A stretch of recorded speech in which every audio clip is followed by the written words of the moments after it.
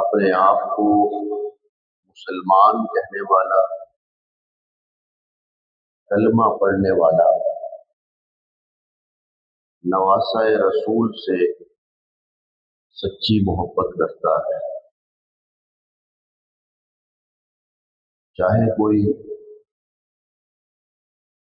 حنفی ہے، چاہے کوئی شافعی ہے، چاہے کوئی مالکی ہے، چاہے کوئی حنبلی ہے، دیوبندی ہے، بریلوی ہے، اہل حدیث ہے، کوئی بھی ہے، وہ جیسے آپ صلی اللہ علیہ وسلم سے محبت کرتا ہے، اسی طرح جنت کے نوجوانوں کے دونوں سرداروں سے بھی محبت کرتا ہے۔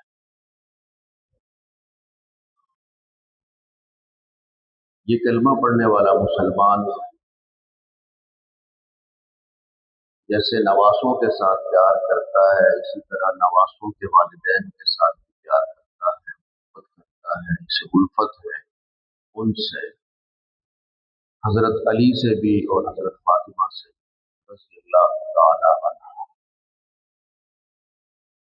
مسلمان یہ کہتا ہے، مومن یہ کہتا ہے، اس کا ماننا یہ ہے کہ اہل بیت نبی کریم صلی اللہ علیہ وسلم کے جتنی ازواج ہیں، جتنی بنات ہیں، بیٹے ہیں،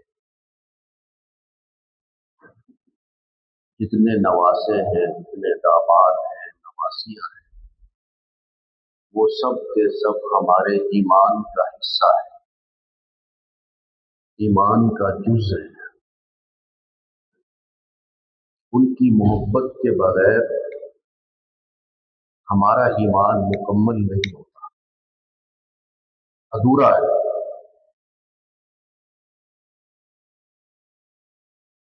جب اہل بیت کے متعلق ایک مسلمان کا یہ عقیدہ اور نظریہ ہے، وہ اہل بیت سے والہانہ محبت کرتا ہے، پیار کرتا ہے، اور یہ کہتا ہے کہ ان سے محبت کے بغیر ہمارا ایمان مکمل نہیں ہوتا، وہ ہمارے ایمان کا جز ہے، حصہ ہے۔ اسی طرح صحابہ اکرام کے متعلق بھی اس کا یہی عقیدہ اور نظریہ ہے کہ ابو بکر صدیق رضی اللہ تعالی عنہ، حضرت عمر رضی اللہ تعالی عنہ، حضرت عثمان رضی اللہ تعالی عنہ، حضرت علی رضی اللہ تعالی عنہ، اما عائشہ، جتنے بھی صحابہ اکرام ہیں، وہ بھی ہمارے ایمان کا جز اور حصہ ہے، اہل بیت کی طرح۔ ان سے محبت کے بغیر بھی گزارا نہیں۔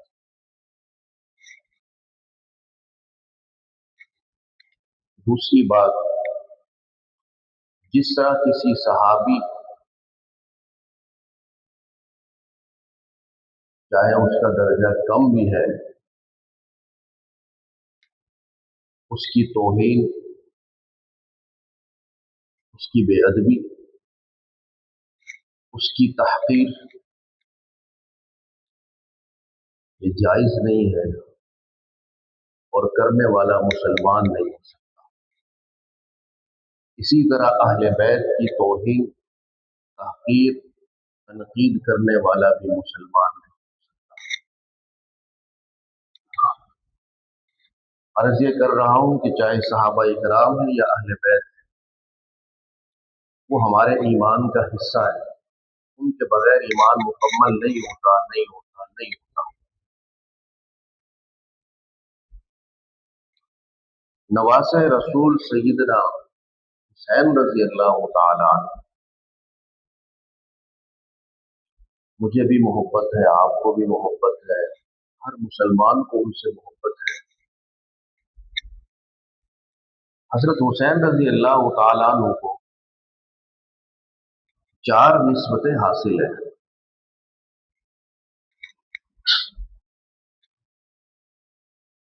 پہلی نسبت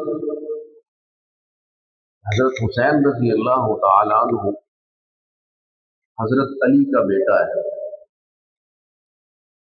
حضرت علی کون ہے؟ حضرت علی رضی اللہ تعالیٰ عنہ،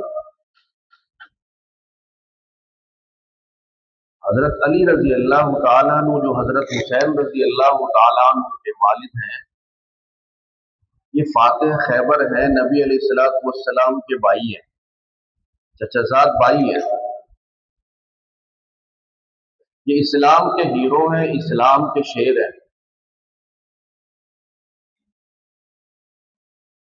یہ ولایت کے جو سلسلے ہیں ان کے بانی ہیں۔ یہ حیدر کرار ہے، یہ ان کے بیٹے ہیں۔ پہلی نسبت یہ ہے کہ حضرت علی کے بیٹے ہیں نواسہ رسول۔ دوسری نسبت نواسہ رسول کو یہ حاصل ہے کہ یہ اس عورت کا لخت جگر ہے جس کے بارے میں میرے نبی نے کہا تھا فاطمہ میرے جگر کا ٹکڑا ہے۔ یہ اسی فاطمہ کا ٹکڑا ہے، اسی فاطمہ رضی اللہ تعالی عنہا کا جگر کا ٹکڑا ہے۔ یہ دو نسبتیں ہو گئی، حضرت علی کے بیٹے ہیں اور حضرت فاطمہ کے لخت جگر ہے۔ تیسری نسبت ان کو یہ حاصل ہے کہ وہ نواسہ رسول ہے، نبی کریم صلی اللہ علیہ وسلم کے نواسے ہیں۔ یہ تین نسبتیں ہو گئی۔ ان تین نسبتوں کی وجہ سے چوتھی نسبت میں نے بیان نہیں کی، میں کر دیتا ہوں بیان۔ چوتھی نسبت جب ان کو مل جاتی ہے تو ان کا شرف اور مقام مزید بڑھ جاتا ہے، اور اگر چوتھی نسبت نہ ہو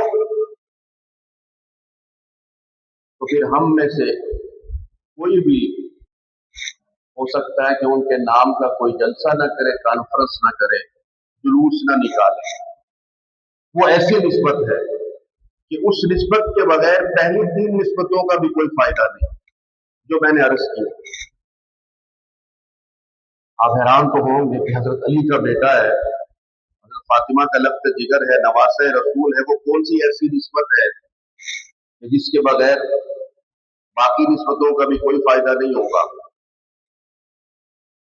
پہلی تین نسبتوں کی وجہ سے ہم حضرت حسین رضی اللہ تعالیٰ عنہ سے عقیدت بھی رکھتے ہیں، محبت بھی رکھتے ہیں، ان کے نام کے جلسے بھی کرتے ہیں، کانفرنس بھی کرتے ہیں، سیمینار بھی کرتے ہیں، سارا کچھ کرتے ہیں، کرنی بھی چاہیے، ہونا بھی چاہیے۔ لیکن ایک نسبت ایسی ہے جو چوتھی نسبت ہے، وہ نسبت جب ان کے ساتھ مل جاتی ہے تو ان کا شرف بڑھ جاتا ہے، ان کی عزت بڑھ جاتی ہے، ان کا احترام بڑھ جاتا ہے، ان کا مقام بڑھ جاتا ہے۔ وہ نسبت کون سی ہے؟ وہ چوتھی نسبت ہے صحابیت والی، صحابی رسول والی نسبت۔ حضرت حسین رضی اللہ تعالی عنہ حضرت علی اور حضرت فاطمہ کے لخت جگر بھی ہو، نواسے بھی ہو، لیکن اگر وہ صحابی نہ ہو تو آپ مجھے سوچ سمجھ کر بتائیں کہ پہلی تین نسبتوں کا کوئی فائدہ ہے؟ جب صحابی نہیں ہے، کلمہ نہیں پڑھتا، صحابی رسول نہیں بنتا، صحابیت کا درجہ نہیں ملتا، تو پہلی تین نسبتوں کا بھی کوئی فائدہ نہیں۔ کلمہ جو نہیں پڑھا، صحابی جو نہیں بنا۔ میں اس کی مثال دے دیتا ہوں، آپ کو بھی سمجھ آ جائے گی کہ رشتہ داری کی نسبت صحابیت کی نسبت کے بغیر اس کا کوئی فائدہ نہیں۔ صرف رشتہ داری کام نہیں آئے گی جب تک صحابیت ساتھ نہ ہو، ایمان ساتھ نہ ہو۔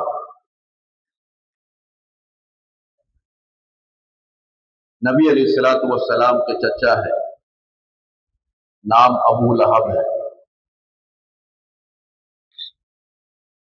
नाम अबू लहब है, सब जानते हैं, कुरान में जिक्र है। नबी अलैहिस्सलातु वस्सलाम से मोहब्बत है, इनको प्यार है। कहते हैं कि जब नबी अलैहिस्सलातु वस्सलाम की पैदाइश हुई तो इन्होंने उस खुशी में 100 ऊँट ज़बह किए। कितनी खुशी होगी, कितना प्यार होगा। आप अलैहिस्सलातु वस्सलाम को अपने सीने से लगाते हैं। मक्का के रहने वाले हैं, कुरैशी और नस्ल है, अरबी ये बोलते हैं। ये सारी निस्बतें अपनी जगह पर है। चचा भी है, पैदाइश पर ऊँट भी ज़बह किए, खुशी भी मनाई, नबी के साथ भी रहते हैं, खाना काबे का तवाफ भी करते हैं, लेकिन एक निस्बत नहीं है। समझ आ रही बात आपको? एक निस्बत नहीं है कि वो नबी का सहाबी नहीं बना। चचा था लेकिन सहाबी नहीं बना, सहाबियत वाला दर्जा नहीं मिला, शरफ नहीं मिला, मकाम नहीं मिला।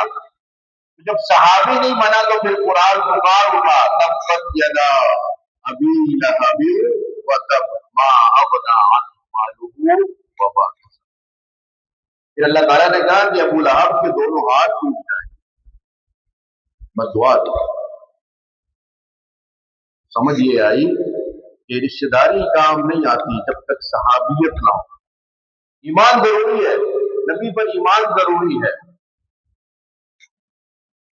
नबी करीम सल्लल्लाहु अलैहि वसल्लम के दूसरे चचा है, अबू तालिब है। इतना नबी अलैहिस्सलातु वस्सलाम से प्यार है, मोहब्बत है, सारा कुछ है कि मेरा ये भतीजा बड़ा हसीन है। शेर कहते थे, अशार कहते थे अपने भतीजे के बारे में, मोहब्बत में, उनके प्यार में, उल्फत में। यतीमों का आसरा है, बेवाओं का सहारा है, और इसका दीन तमाम दीनों में से सच्चा दीन है, इकरार करता था। लेकिन सहाबियत का दर्जा अबू तालिब को भी नहीं मिला। कुरान कहता है इन्नका ला तहदी मन अहबब्ता वलाकिन्नल्लाह यहदी मन यशा। मेरे महबूब, आप जिसे चाहे हिदायत दें, ये आपके इख्तियार में नहीं है। वलाकिन्नल्लाह यहदी मन यशा, हिदायत मेरे इख्तियार में है। सहाबियत का दर्जा नहीं मिला, शरफ नहीं मिला, तो पहली निस्बतों का भी कोई फायदा नहीं करता है। कोई अबू लहब के नाम का कोई जलसा सुना है आपने कभी? कोई कॉन्फ्रेंस, कोई सेमिनार सुना हो, कोई इश्तिहार देखा हो?